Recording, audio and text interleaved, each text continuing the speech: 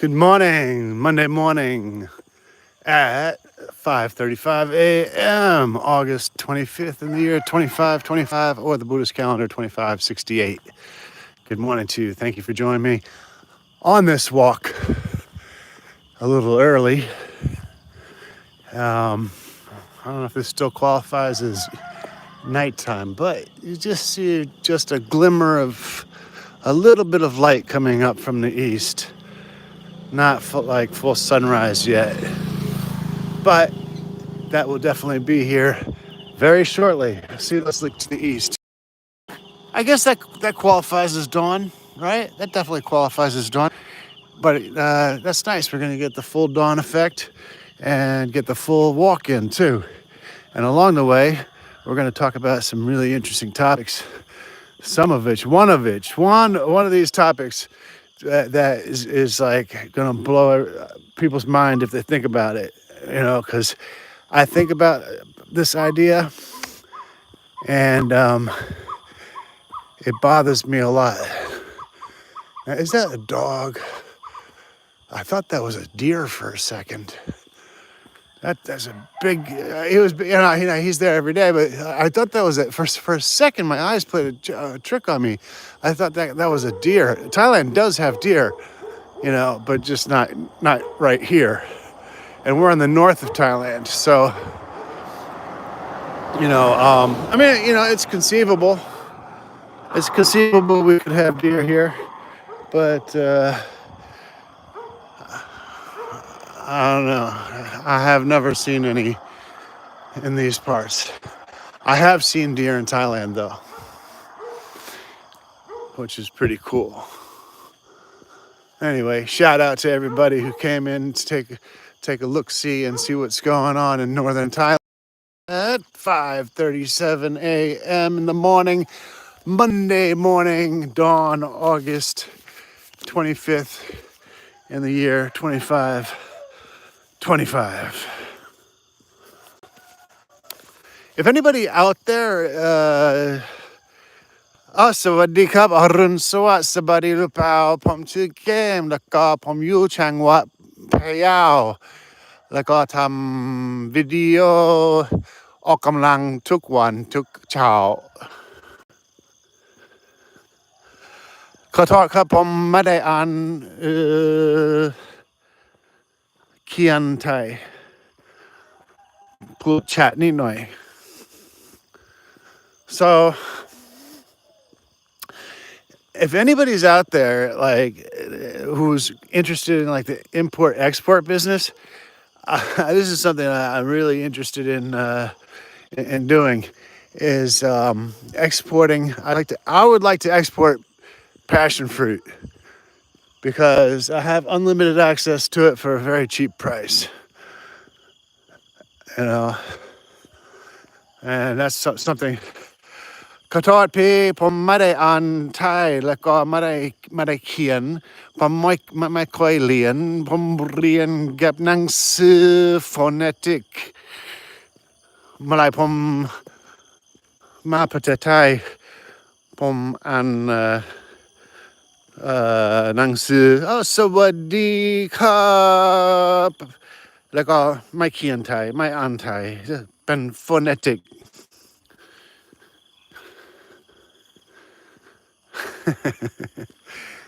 So and unlimited is, see, the thing about passion fruit is that it's super expensive in the United States, that I know. And I have access to it. But it also is it's like a hard rounded rind fruit, right? So it does well in transport. I'm sure people are all over the import-export business, but I have unlimited access to rice and also jasmine rice. And if anybody ever wanted to, if you felt like hitting me up on something sort of like an import-export type of thing, which would be super cool, you can just take a look at my email address on my channel. It's ZAnimalChannel3 and Gmail. Scott74, good morning, brother. Oh man, I was waiting for you because this is funny. I don't know if you heard it yesterday or not. But anyway, so my friend over here, right? We chit chat, and he watches the channel sometimes, and he says, "Yeah, man, don't you remember 21 Grams?" And I was like, "Man, I don't really remember seeing that movie." And I was like, "Yeah, man. So you remember this though, right?" And he said, and then he goes on to say this. He says, "They're all sitting at the table, raising their glasses in a toast," and they said, "Champagne for my real friends and real pain for my sham friends." And that is something like we've been saying for years. I mean, and I didn't realize. Katorpi pomade antai prawa pomaikoilian. Rakan. So yeah, so Scott, that's what I wanted to relay to you, is that we were talking about 21 Grams, because I think I saw the movie, and I think I have this sort of a vague memory. I don't know why. I don't know. Maybe I was in an altered state or something like that, or whenever I saw it, if I did see it, or maybe it's just the Mandela effect. I don't know. All I know is I like Sean Penn, and he makes great movies. I saw him in one of my favorite movies, which is, oh Lord have mercy, State of Grace. And then I also saw him in that movie, Mystic River or something like that. I don't know. There's one movie where he was it was like three brothers who get murdered by their uncle or something like that. I thought that was probably not the best Sean Penn movie, and definitely not a movie that gets played a lot, because you don't see it ever on you don't ever see it on the repeat list. But State of Grace obviously is a classic. Gary Oldman, oh man, everybody loves Gary Oldman. Well, at least I do. And a lot of people don't realize this, but shortly after State of Grace, he did Dracula. And you know what his part was in Dracula? He played Dracula. That was Gary Oldman. You know?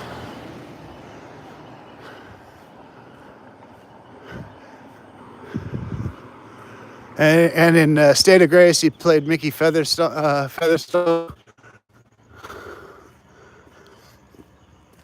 who is supposedly still alive somewhere in the witness protection program. And so is, what's his name? I don't think about this too much, so anyway. Hey, Boom Boom, how you doing? Good morning. How's everything? I am in northern Thailand. I've been living here for, probably over 25 years. And I was born in the United States. Where are you from, Boom Boom?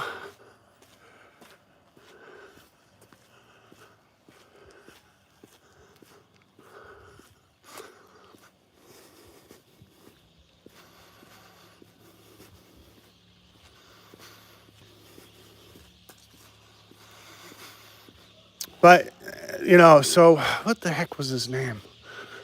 I do want to remember. Ed Harris played him in State of Grace. That was a freaky movie, when they were laughing when they took the hand out of the freezer. You gotta be... it does appeal to some sort of a sick sense of part of the human brain,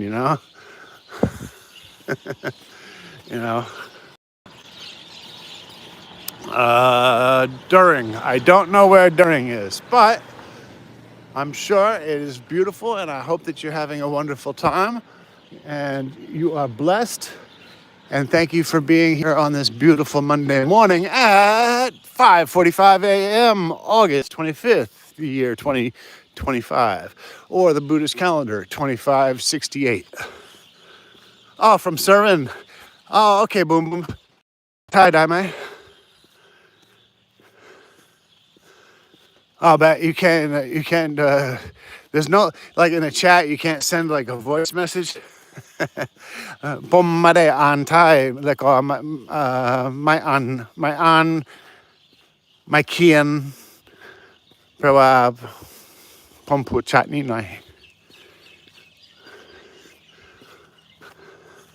Hey, what's up, Mr. Balding? Good morning. Great to see you here today on this morning dawn walk, August 25th, year 2525, or the year 2568 in the Buddhist calendar. Mr. Balding says, hello, Mr. T. What's your opinion on the dual pricing in Thailand? Oh, okay. So that's kind of interesting. Wow, this guy's alive. Come on, boy. Get out of the road. Come on. Go. Move. Before somebody runs you over. Because they will run you over.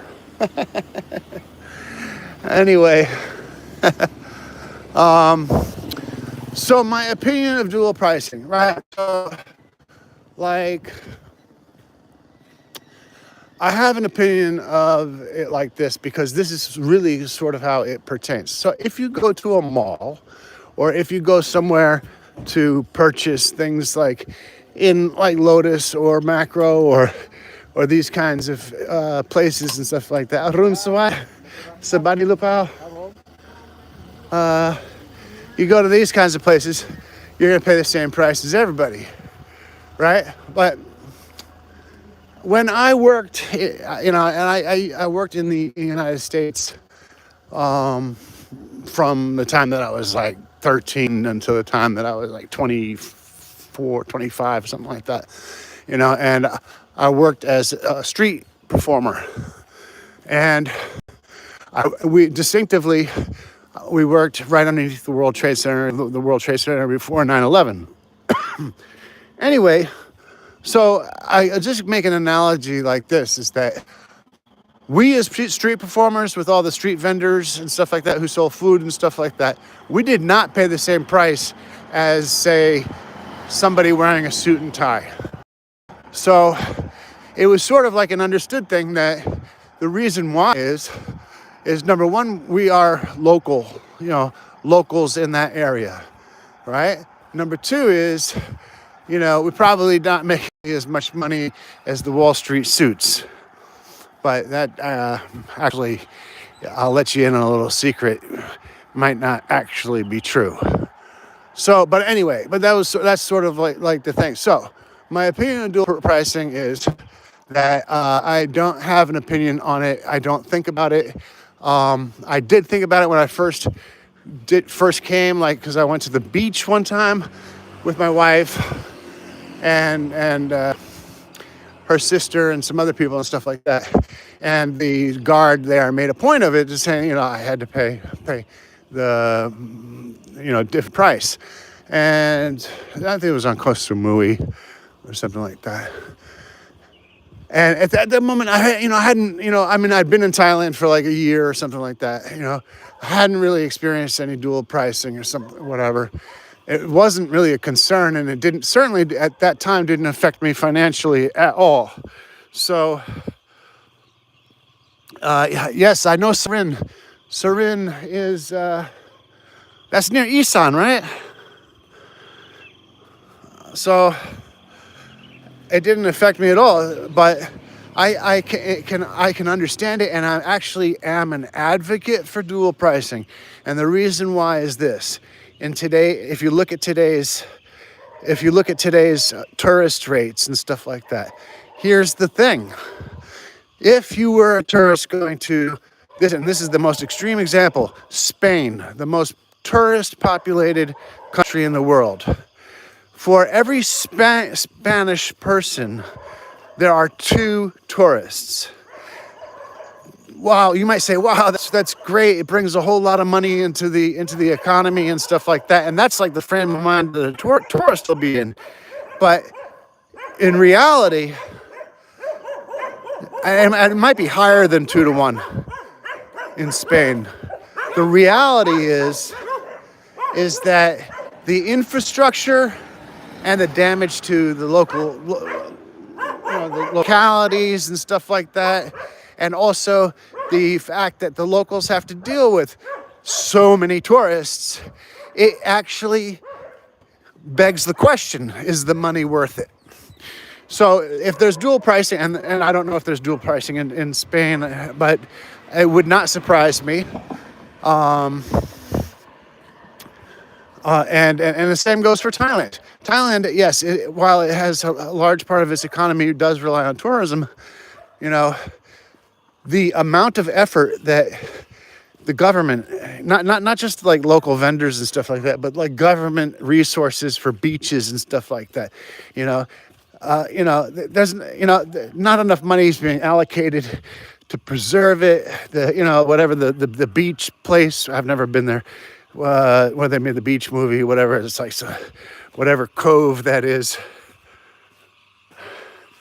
Oh, right. I love elephants. Well, no, actually, I don't. I love elephants, but if they're far away, I don't like. I don't like elephants too close to me, because I'm scared. I'm scared of elephants.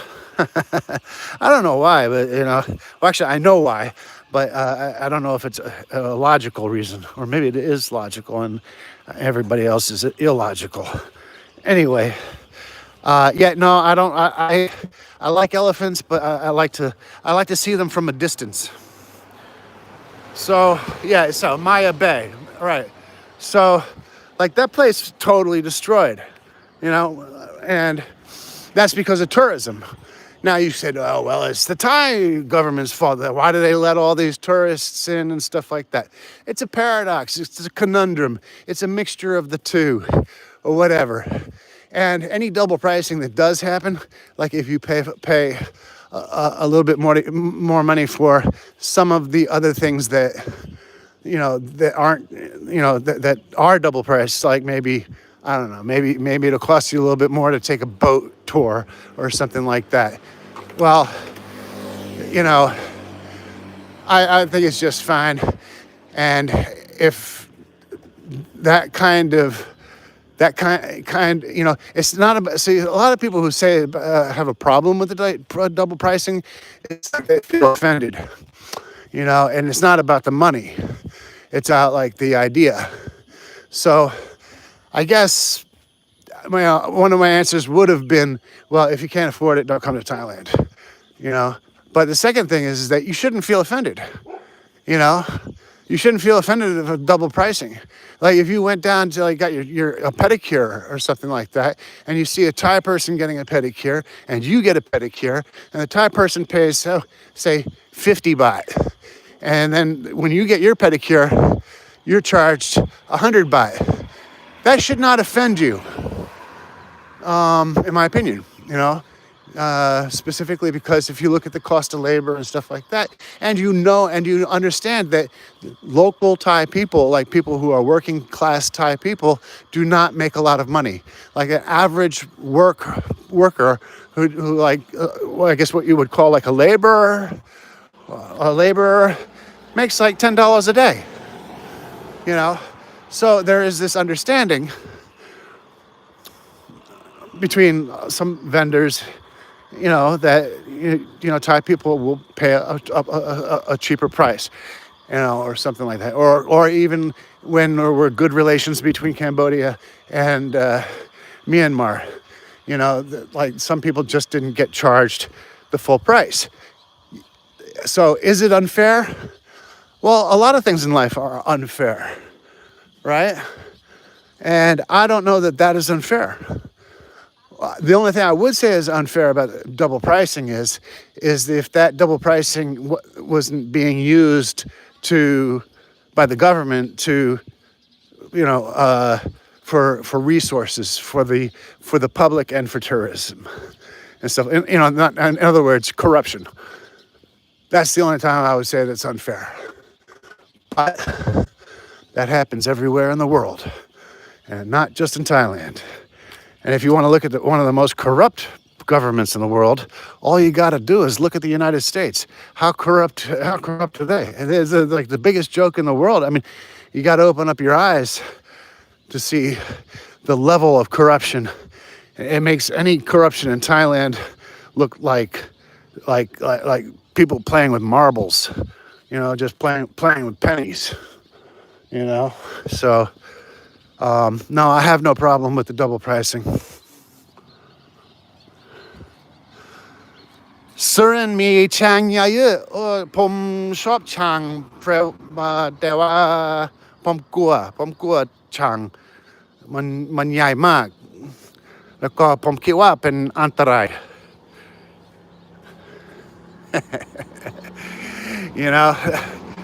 I'm just talking about elephants in Thai, trying to say, reasons why I don't really like to get too close to elephants is because they're very big and powerful, and I have a healthy respect for elephants.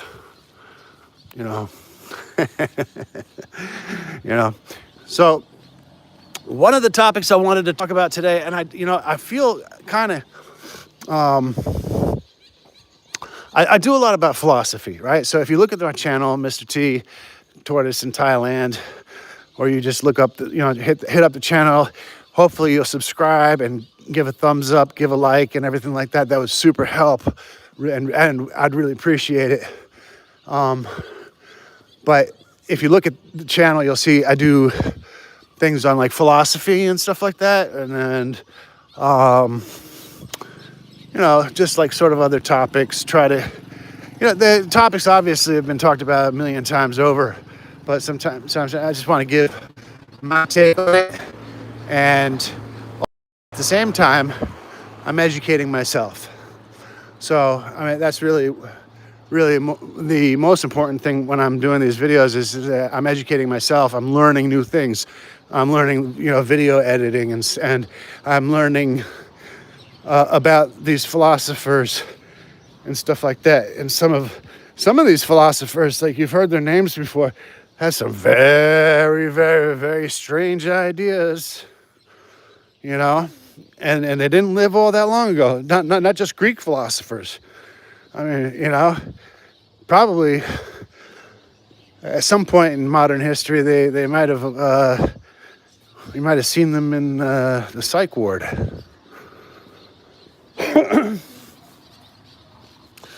How long have I been in Thailand?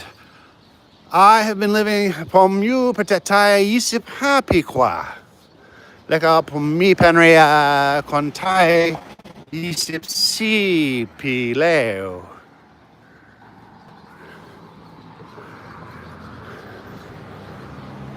So here's the topic that I've been really wanted to talk about, but the thing is that it's like it freaks me out, and the topic is this: the face. So you have a face, right? Has a face, but the thing is that when you look in the mirror, you see your face, and you like kind of probably, depending on what your temperament is, you get a warm feeling, or maybe you get a bad feeling. I don't know. But you have you have recognition, right? And there's that thing called,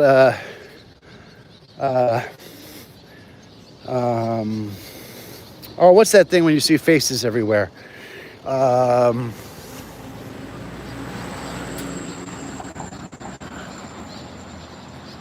Well, yeah, for sure. Definitely facial recognition is coming.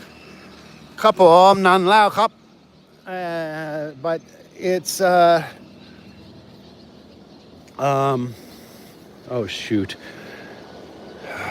I know the word, whatever. If you know the word, throw it out there. As I just might get a mind blockage. When you see faces in every object and stuff like that, it's a simple answer, but I just can't think of it right now. Anyway, so the thing about the face, right? So you see a face, and you look at your own face, and you recognize your face, right? And if you have children, you see your face in the children's face, and you'll recognize your spouse's face. I've never heard anybody talk about this, but they probably has. There probably is something in the DSM-4 about it. I don't know. Anyway, so you look at your children and you recognize their faces because because they're your children, but also you look for the similarities from your face and your wife's face into the children, right?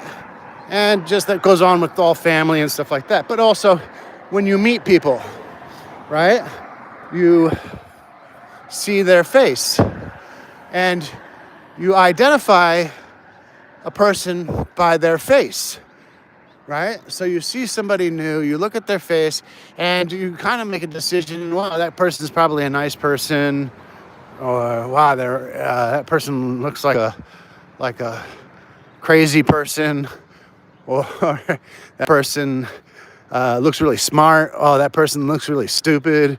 I mean, make all these assumptions and stuff like that when you look at people's faces and stuff like that. And I know there was a study done, I don't know, I think it was like